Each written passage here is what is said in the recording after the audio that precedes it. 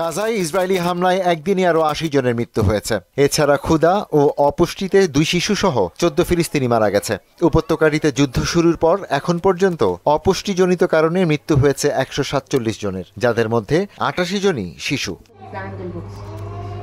চলতি বছরের মার্চ থেকে গাজায় ত্রাণ প্রবেশ বন্ধ করে দেয় ইসরায়েল। বিভিন্ন চাপের মুখে মে মাস থেকে সীমিত পরিসরে ত্রাণ প্রবেশে অনুমতি দিলেও তা খুবই সামান্য বলে জানিয়েছে জাতিসংঘ।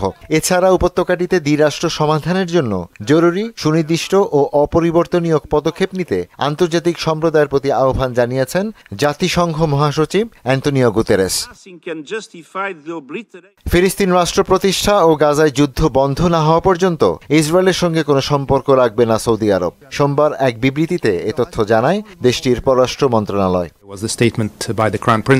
এদিকে ভারী বৃষ্টিতে সৃষ্ট বন্যায় চীনের বেইজিংয়ে কমপক্ষে ৩০ জনের মৃত্যু হয়েছে। মঙ্গলবার আরও বৃষ্টিপাতের পূর্বাভাস দেওয়ায় ৮০,০০০ মানুষকে নিরাপদ আশ্রয় সরিয়ে নিয়েছে কর্তৃপক্ষ।